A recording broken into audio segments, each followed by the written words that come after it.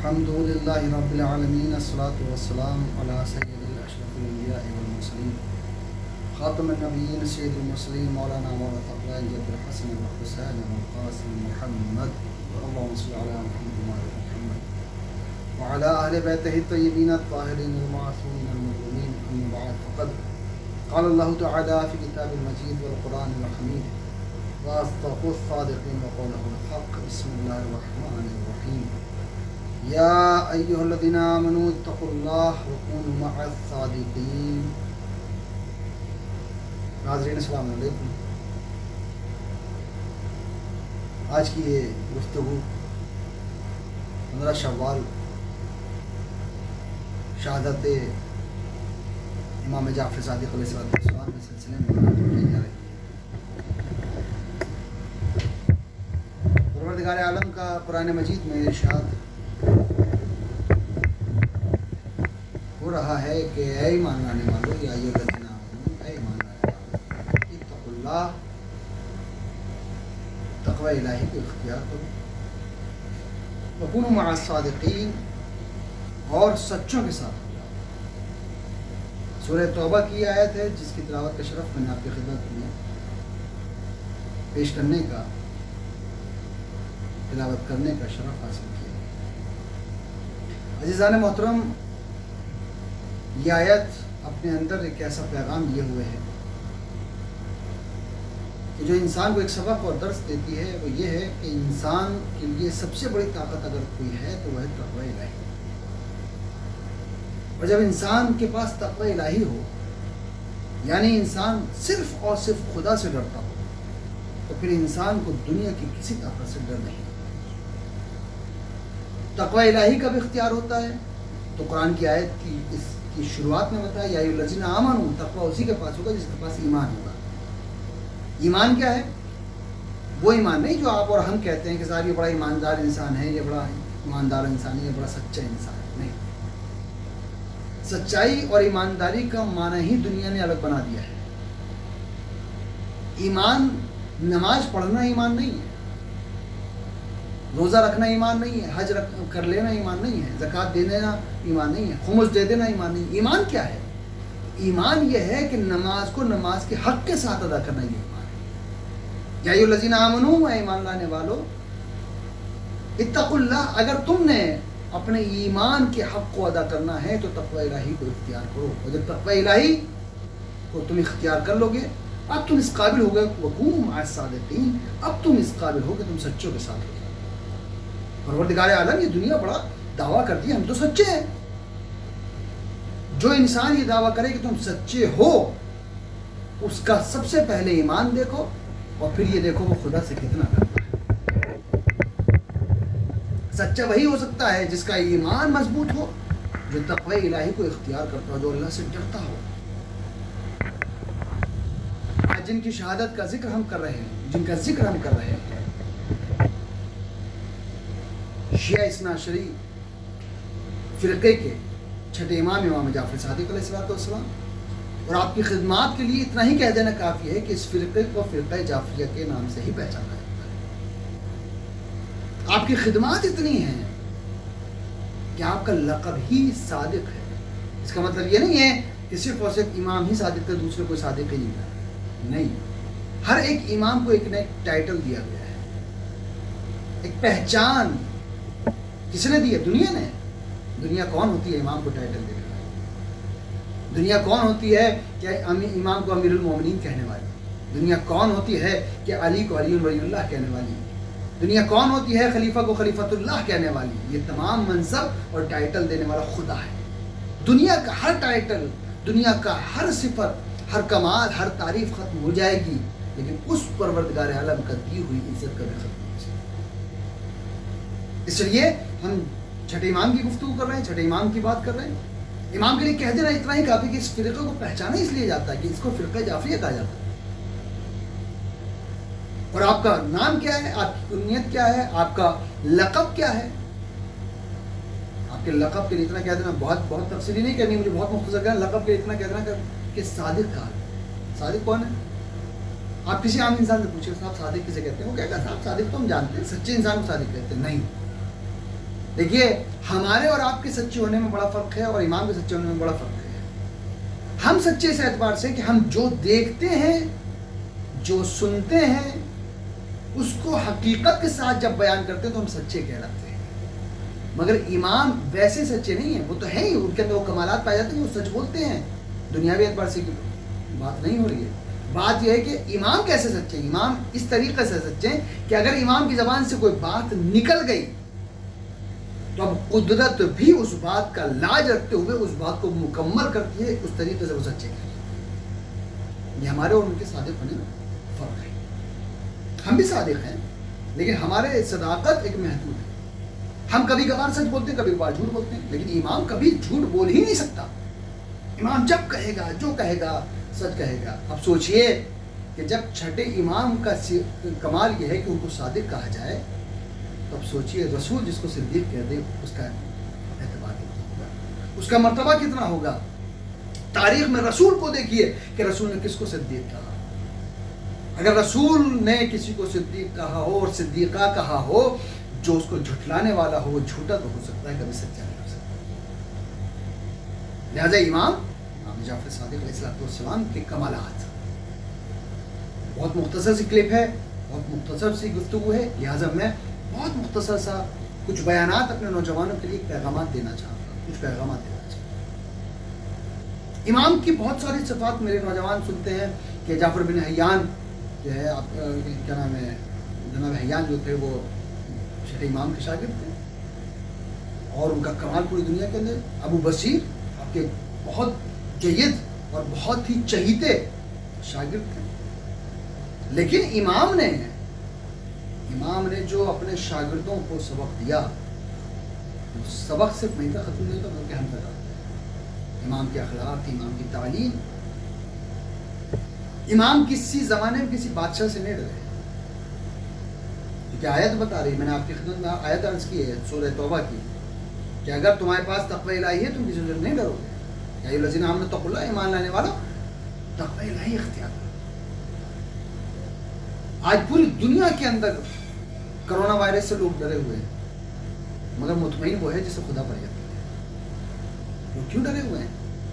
کوئی ماسک پہن رہا ہے, بھائی سے نہیں مل رہا ہے, پڑوسیوں سے نہیں مل رہا ہے, خوف زدہ ہے, یہاں تک کہ مسجدوں تک میں نہیں جا رہا ہے.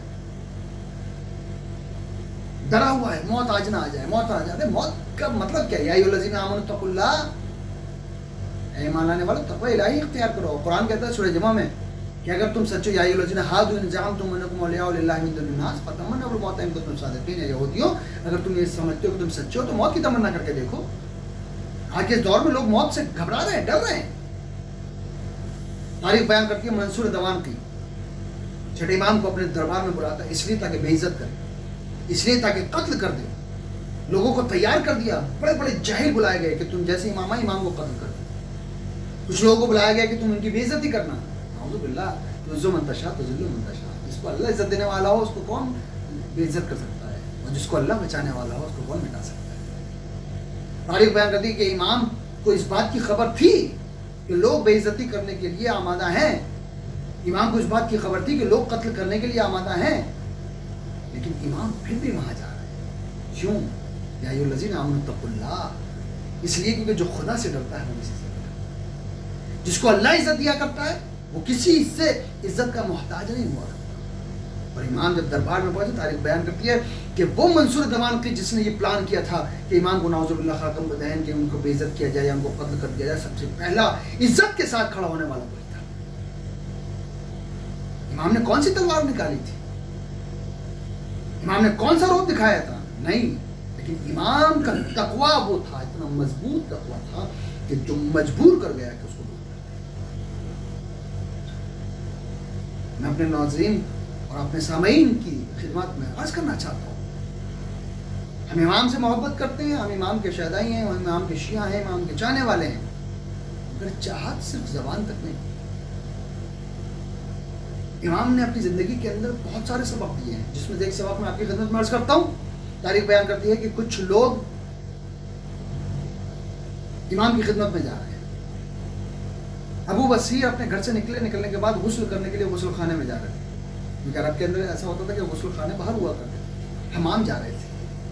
آج ہمارے گھروں کے اندر غسل خانہ ہوتا ہے، لیکن حمام ہوا کرتے تھے جس کے اندر باقاعدہ طریقے سے لوگ باہر جا کر حمام کے اندر نہایا کرتے تھے. ابو بصیر جا رہے ہیں، لیکن جب ابو بصیر نے دیکھا کچھ لوگ امام کی زیارت کے لیے جائے تو ابو بصیر نے کہا کہ میں بعد میں نہاؤں گا، پہلے میں امام کی زیارت کروں. جیسے امام کی خدمت میں حاضر ہوئے، امام نے تمام گفتگو کی، اور امام گفتگو کرنے کے بعد امام نے ابو بصیر سے متوجہ کر کہا ہے ابو بصیر، کیا تم نے نہیں سنا ہے کہ جب کسی معصوم کی خدمت میں جاؤ تو غسل کر کے جاؤ؟ اللہ اکبر.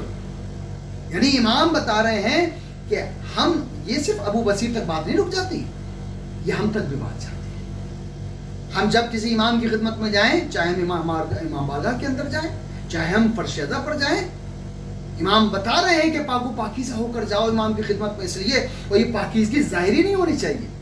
ابو بصیر ایسے ویسے صحابی نہیں ہے. ابو بصیر کے بارے میں ملتا ہے کہ ابو بصیر کی ایک وقت وہ بھی تھا کہ ابو بصیر کی آنکھیں چلی گئیں اور ابو بصیر کو کچھ دکھائی نہیں دیتا. سوچئے، بصیر کہتے ہیں دیکھنے والے کو، اور آنکھیں چلی گئیں تو پھر تو نابینا کہنا چاہیے تھا نا. لیکن تاریخ بیان کرتی ہے کہ اتنی محبت امام کی کہ ایک مرتبہ کسی نے امام سے کہا یا مولا آپ سے لوگ کیسی محبت کرتے ہیں، کتنی چاہت رکھتے ہیں. امام نے کہا کہ دنیا ویسی محبت کرتی ہی نہیں ہم سے، چند ہی لوگ ہیں کہ جن کو ہماری محبت کی معرفت ہے. پوچھنے والے نے پوچھا وہ مولا کیسے؟ ہمیں دیکھتے ہوں ہزاروں لوگ ہیں آپ کے چاہنے والے. امام نے کہا کہ دیکھو مسجد کے اندر جتنے لوگ داخل ہوتے ہیں سب سے پوچھنا کہ امام کہاں موجود ہے، کیا مسجد میں امام ہے؟ وہ شخص دروازے پر کھڑا ہوا، ایک نمازی آئے، ان سے پوچھا کہ آپ کیا امام کو دیکھ پا رہے ہیں؟ اس نے پوری مسجد میں دیکھا، دیکھنے کے بعد کہا کہ نہیں امام تو نظر نہیں آتے.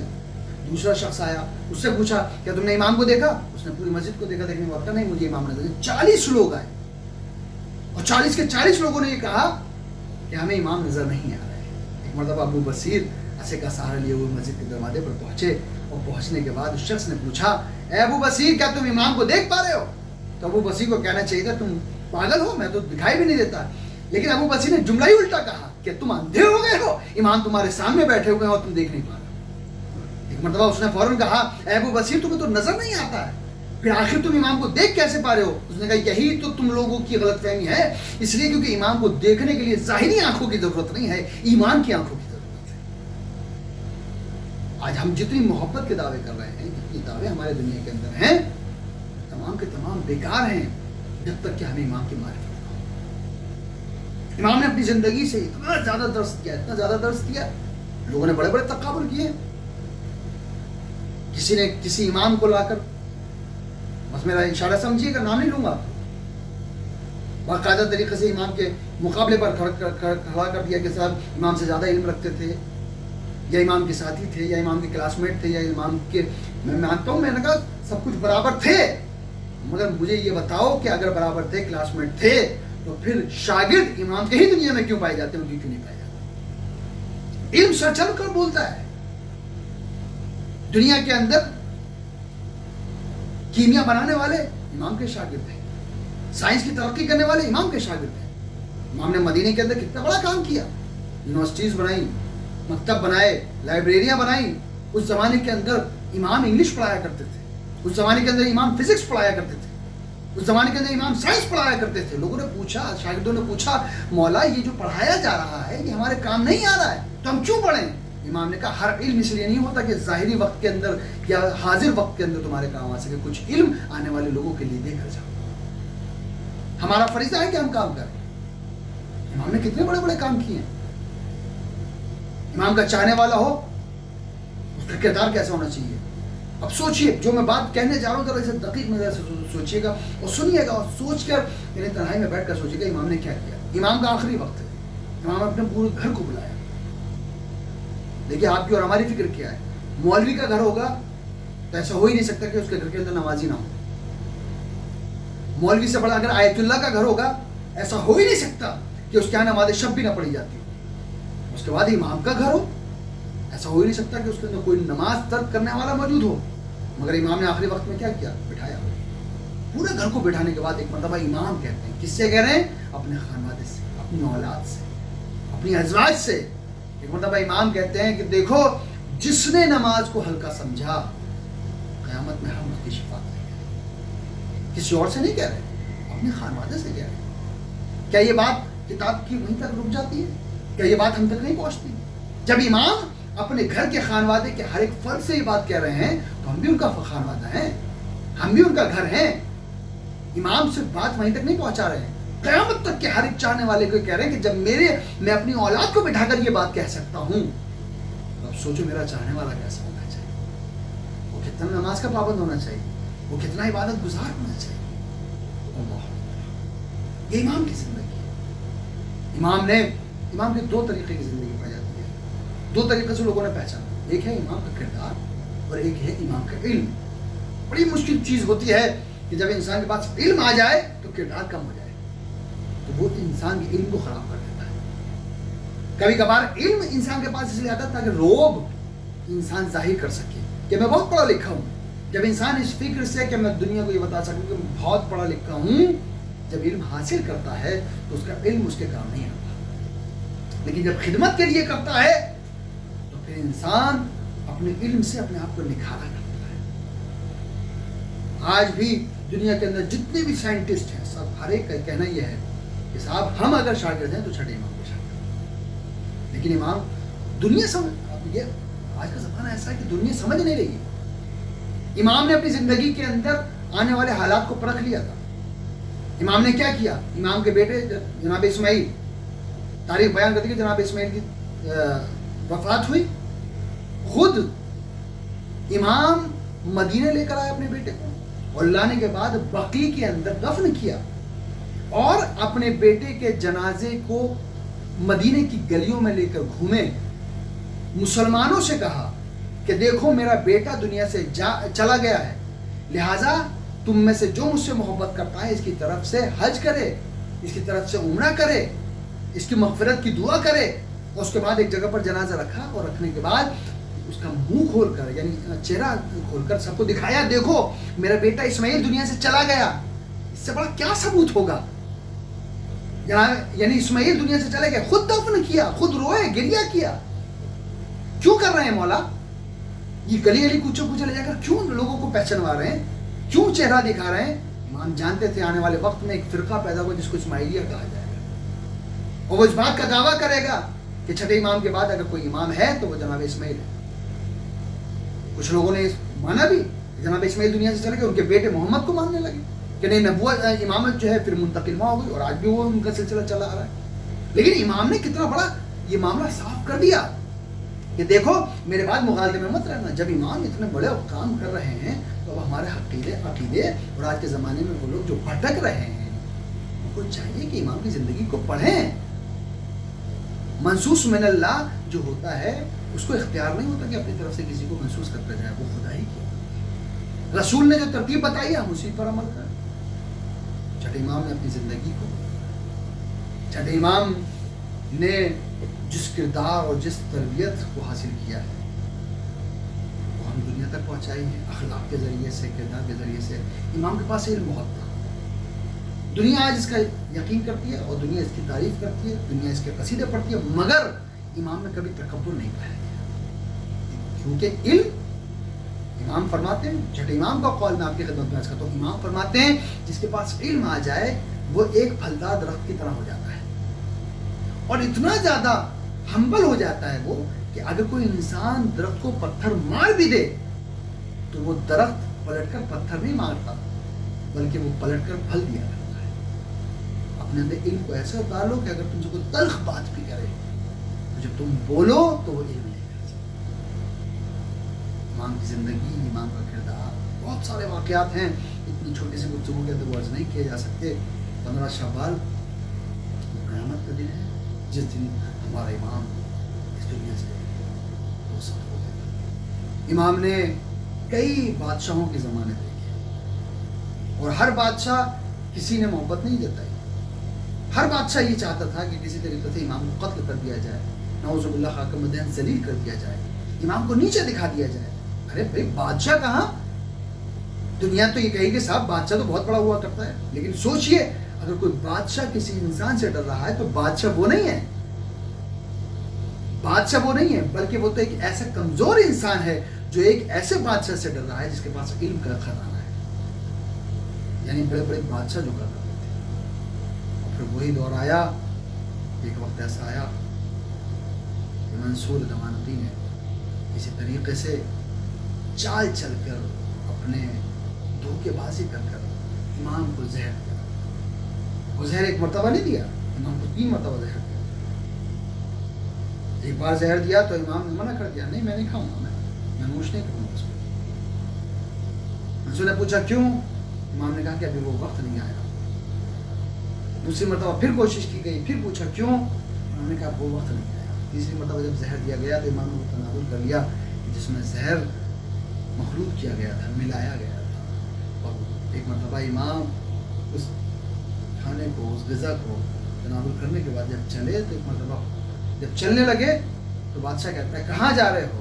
تو امام پلٹ کر کیا قیامت کا جملہ کہہ دیا، مصائب بھرے ہوئے اس جملے میں۔ امام کہتے ہیں وہیں جا رہا ہوں جہاں کا تم نے انتظام کیا ہے۔ اللہ اکبر۔ امام چلے تو گئے، لیکن تاریخ بیان کرتی ہے کہ زہر کا اتنا زیادہ اثر تھا کہ گھر تک جاتے جاتے پیر ڈگمگانے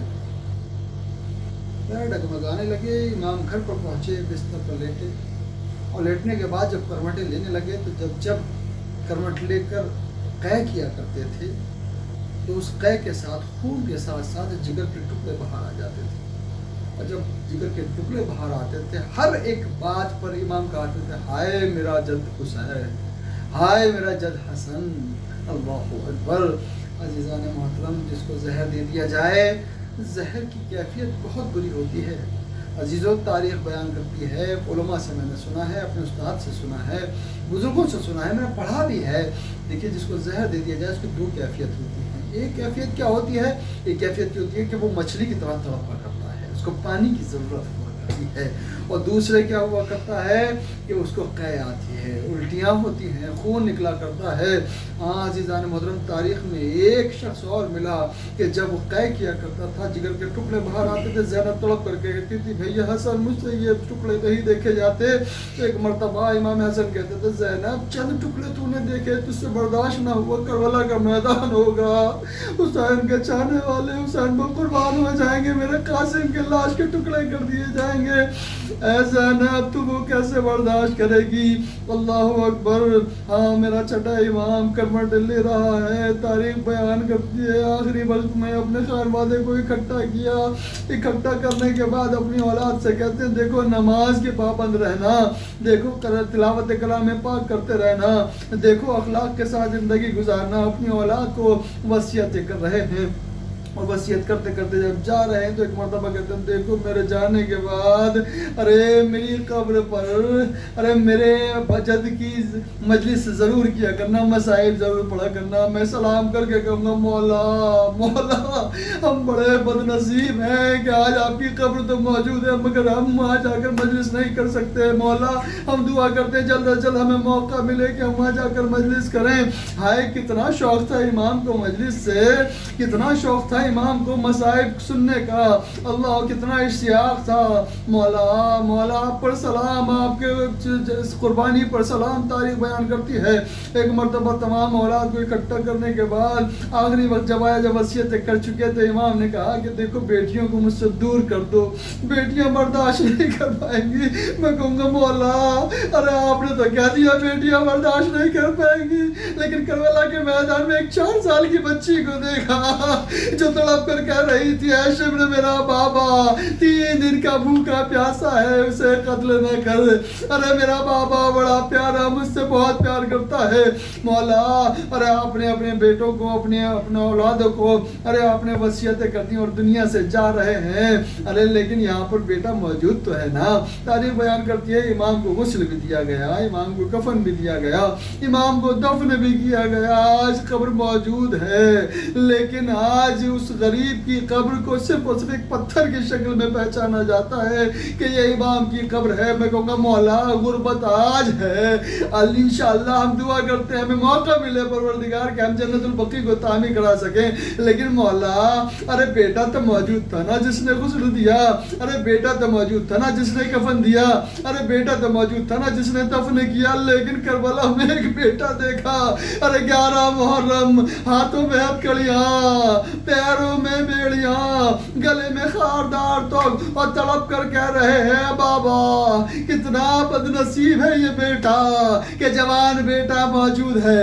نہ مگر باپ کو نہ کفن دے سکتا ہے نہ دفن کر سکتا ہے، اے بابا بڑا مجبور ہوں، ہاتھوں میں ہتھکڑیاں ہے، پیروں میں بیڑیاں ہیں، اے بابا آپ کا بدن بے گور و کفن پڑا ہوا ہے مگر بیٹا دفن نہیں کر سکتا۔ انا للہ و انا الیہ راجعون، بذنب قضائہ تسلیما۔